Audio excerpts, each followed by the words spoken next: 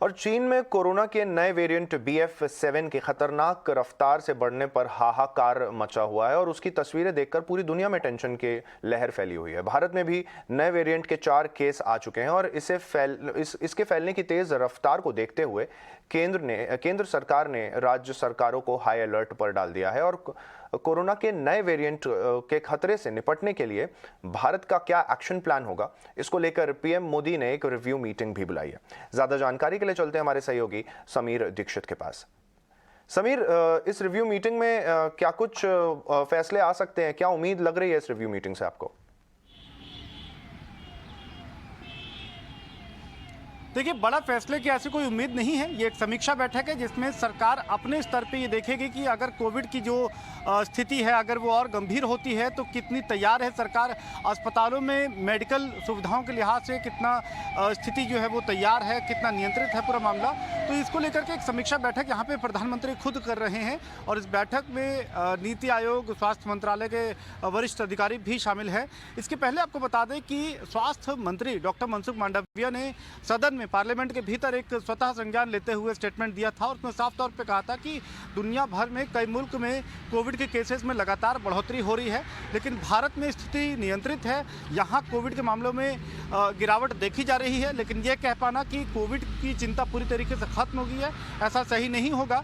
यही वजह है कि राज्यों को आर्थिक मदद देने के अलावा ये अपील की गई है कि वो जीनोम सीक्वेंसिंग के जो आंकड़े हैं उसमें बढ़ोतरी करें, ताकि अगर कोई नया वेरिएंट कोविड का है तो उसकी सही समय पे उसका पता चल पाए और उसका फिर ट्रीटमेंट उसी हिसाब से किया जा सके। तो इसके साथ ही साथ ये भी है कि जो इंटरनेशनल पैसेंजर भारत में आ रहे हैं एयरपोर्ट पे, वहाँ पर रैंडम सैंपलिंग की भी शुरुआत हो गई है। विशेषकर जो सिंगापुर, हांगकांग जैसे जगहों से आ रहे हैं तो एक रैंडम सैंपलिंग के जरिए इंटरनेशनल पैसेंजर पे भी नज़र रखी जा रही है। ये अभी तक किसी भी तरीके से कोई सख्ती बरतने वाली बात नहीं है, लेकिन सरकार ने साफ कह दिया है कि चूँकि त्योहारी समय है, क्रिसमस या नया साल है, तो जाहिर है कई जगह पे पब्लिक गैदरिंग होगी, फंक्शंस होंगे। तो अपील ये की गई है लोगों से कि अगर वो किसी ऐसी भीड़ भाड़ वाली जगह जाते हैं तो कोविड नियमों का, मसलन फेस मास्क लगाना, हैंड सैनिटाइज करना, इनका पालन करें और कोशिश ये करें कि अगर सोशल डिस्टेंसिंग मेंटेन हो पाती तो उसके लिए भी वो उसका पालन करें। तो इसके साथ ही साथ हमने देखा कि इंडियन मेडिकल एसोसिएशन ने भी अपनी तरफ से अपील जो है या जो गाइडलाइंस है वो भी जारी करी हैं। तो कुल मिलाकर के कोरोना को लेकर के स्थिति ये ज़रूर है कि सरकार ने अपनी ये स्थिति को लेकर के अपनी चिंता जताई है और उसी के मुताबिक वो कदम भी उठा रही है। जी धन्यवाद इस पूरी जानकारी के लिए। चलिए अब रुक कर लेते हैं इसी खबर से जुड़ी और जानकारी की ओर। कोरोना को लेकर सरकार भी पूरी तरह से तैयार है और मनसुख मांडविया ने आज संसद में देश को ये भरोसा दिलाया है कि सरकार इस मामले से निपटने के लिए पूरी तरह से तैयार है। संसद के दोनों सदनों में अपने बयान में उन्होंने कहा है कि लोग मास्क पहने, सैनिटाइजर का इस्तेमाल करें और साथ ही साथ प्रिकॉशन डोसेज भी लें।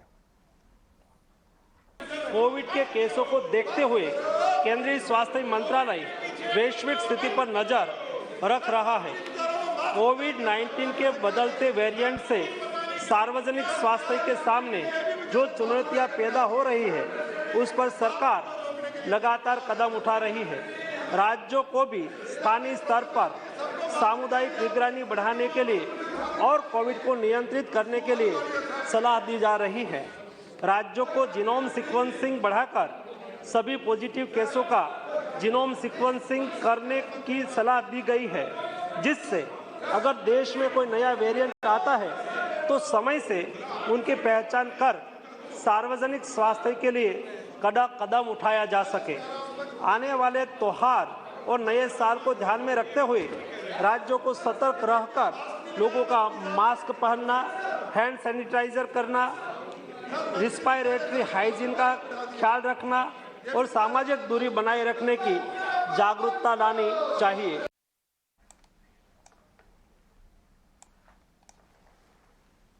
और कोविड पर एहतियात बरतने को लेकर आज संसद में भी नजारा बदला हुआ नजर आया। पीएम मोदी समेत कई सदस्य मास्क पहने हुए नजर आए आज संसद में।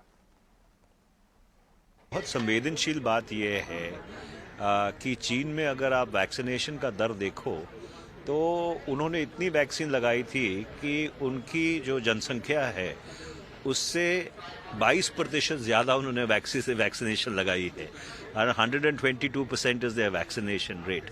और उसके बाद भी जिस तरह के चलचित्र चीन से आ रहे हैं कि अस्पताल बिल्कुल ओवरवेल्म्ड हैं, वहाँ पे मॉर्चुरीज में लोगों को जगह नहीं मिल रही है और परिस्थिति खराब है, तो ये एक बहुत गंभीर और चिंता का विषय है और हम लोगों को इसके ऊपर बहुत मुस्तैद रहने की ज़रूरत है।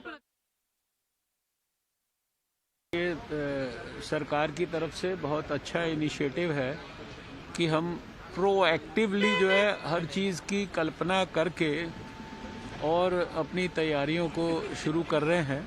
तो मेरा अपना अनुभव ये है कि अगर 2 साल किसी चीज़ ने वास्तव में मेरे प्राण की रक्षा की है, अगर मुझे एक किसी चीज़ को श्रेय देना हो तो वो मैं मास्क को दूंगा। तो समय रहते समाज के लोगों को सावधानी रखने में किसी भी प्रकार से मुझे लगता है कोई नुकसान नहीं होने वाला है। अंदर जहां सदन में घुसते हैं वहीं मास्क रखे हुए थे और स्टाफ लगे हुए थे, भाई साहब मास्क पहन के ही जाना है बहन जी। तो हमने उसको पहन लिया है और हम इस सतर्कता का स्वागत करते हैं।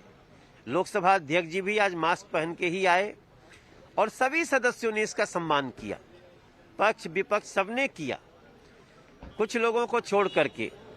मेरा मानना है हम जब कोविड का एक कहर देख चुके हैं, उसके बाद किसी तर्क वितर्क राजनीति में नहीं जाना चाहिए।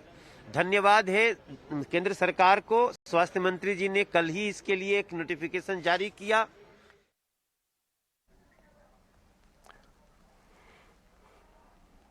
और नारायणा हेल्थ की सीएफओ संध्या जे का कहना है कि भारत देश में कोरोना की स्थिति इस वक्त चीन की तरह भयावह नहीं है, लेकिन अगर मामले बढ़ते हैं तो इससे लड़ने के लिए हमारी तैयारी पूरी होनी चाहिए।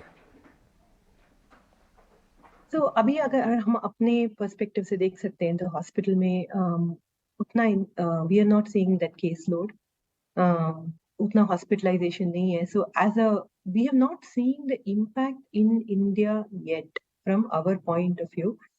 बट जैसे कि आज सुबह से इनफैक्ट आज 7 o'clock ET Swadesh had a very good piece where you had called experts and multiple views were given on this. So two theories चल रहे हैं कि एक theory तो है कि India is vaccinated, reasonably there is hybrid immunity, तो वो एक theory है कि to some extent if there is a impact then India will be able to see. But जब हम we have gone through these COVID waves in the past, so only when it comes we will be able to say I think our system, if I look at our own system, I think we are reasonably prepared. if अगर कोई Covid का wave आता है तो उसको कैसे deal करेंगे, उसका हमारे पास रीजनेबल तैयारी है। 2 वेव्स देख चुके हैं, ओमिक्रॉन का वेव थोड़ा माइल्ड था, 3 वेव्स देख चुके हैं हम। तो हमको देखना पड़ेगा ये कैसा how this pans out. China का कॉन्टेक्स्ट थोड़ा डिफरेंट है, उनका वैक्सीनेशन कवरेज, उनका immunity because of already people encountering the disease वो नहीं है। तो हमारे कंट्री में कैसे ट्रांसलेट होगा वो हम इंतजार करके देख सकते हैं। कोई भी जो वायरल इलनेस होता है, एक बार जब वो पैंडेमिक का फॉर्म ले लेता है तो वो पूरी तरह से कभी नहीं जाता है, वो एंडेमिक होके थोड़े थोड़े केसेस होके रह जाते हैं। अभी करंटली हम बात करें तो इंडिया में काफ़ी कम केसेस आ रहे हैं, पूरे इंडिया में रोज़ के 100 से 150 केसेस आ रहे हैं, जो एक ऑल टाइम लो है और मोर्टालिटी भी काफ़ी कम है। बट अभी हमें थोड़ा ध्यान देना है क्योंकि विश्व के बाकी एरियाज़ में जैसे कि जापान में, चाइना में, US में नए केसेस आना स्टार्ट हुए हैं और अभी हॉलीडे सीज़न स्टार्ट होने वाला है, तो हमें थोड़ा सा कॉशियस रहना है। जैसे कि बिल्कुल मास्किंग, सोशल डिस्टेंसिंग ख़त्म हो गया था, अभी हमको थोड़ा ध्यान देना है स्पेशली क्राउडेड एरियाज़ में जाने से पहले। और वो लोगों को जो वल्नरेबल ग्रुप्स हैं जैसे कि छोटे बच्चे, एल्डरली लोग, वो लोग जिनको कोमॉर्बिडिटीज़ जैसे कि कैंसर है, उनको chronic liver, chronic kidney disease हैं या लंग डिजीज़ है। BF7 जो है ओमिक्रॉन का ही सब वेरिएंट है और हमने देखा है कि पिछले हफ्ते से चाइना में, साउथ कोरिया, जापान, ब्राज़ील और USA में इसके मामले तेज़ी से बढ़े हैं। और कोरोना क्योंकि जो बहुत बड़ी वेव चाइना को अभी देखने को मिल रही है, भारतवर्ष में BF7 के 4 ही मामले सामने आए हैं उड़ीसा से और गुजरात से, और ये भी पिछले महीने के जो हैं केसेस हैं। अभी हमारे यहाँ दिल्ली में अभी तक कोई भी मामला इस वेरिएंट का डिटेक्ट नहीं हुआ है हमारे पास, क्योंकि अभी जो केसेस हैं कोविड के वो बहुत ही कम है, न्यूनतम है, ना के बराबर हैं। पिछले 20 दिन में हमने एक भी पेशेंट लोकनायक में एडमिट नहीं किया है। और हम क्योंकि अब ये नया वेरिएंट है, इसको लेके हम पूरा विजिलेंट हैं, ज़्यादा तैयारी कर रहे हैं, और हमें निर्देश मिला है कि हमें जो भी पेशेंट हमारे पास आएगा सभी का हमें जीन सीक्वेंसिंग करना है। और यूपी के सीएम योगी आदित्यनाथ ने आज कोरोना को लेकर टीम 9 के अधिकारियों के साथ एक बैठक बुलाई है। उन्होंने अधिकारियों से भीड़ और सार्वजनिक स्थानों पर मास्क का उपयोग करने के बारे में जागरूकता पैदा करने के लिए कहा है। इस दौरान हर पॉजिटिव मामले की जेनोम सीक्वेंसिंग कराने के निर्देश भी दिए गए हैं। साथ ही कोरोना टेस्टिंग को बढ़ाने के लिए भी कहा है।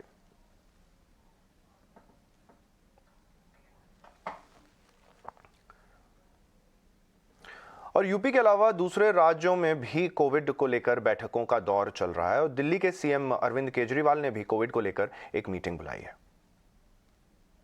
ये तो महामारी का दौर है, एक हेल्थ इमरजेंसी है, एक स्वास्थ्य आपातकाल है। इसमें कोई पार्टीबाजी का या राजनीति का कोई मतलब ही नहीं है। इसमें सारे भारतवासियों को एकजुट होकर कोविड महामारी के खिलाफ लड़ना होगा। और आज ही दिल्ली के मुख्यमंत्री आदरणीय अरविंद केजरीवाल जी ने एक आपात बैठक बुलाई है। स्वास्थ्य विभाग के सभी बड़े अधिकारियों को बुलाया है, पूरी स्थिति का जायजा लिया जाएगा। दिल्ली अपना मसौदा बनाकर दिल्ली में लागू करेगी, लेकिन ये एक ऐसा वायरस है जो स्टेट की बाउंड्रीज नहीं समझता। तो पूरे भारत में, पूरे देश में आज हमें मिलकर इस महामारी से लड़ने के लिए तमाम तैयारियां करनी होंगी और मजबूती से लड़ना होगा।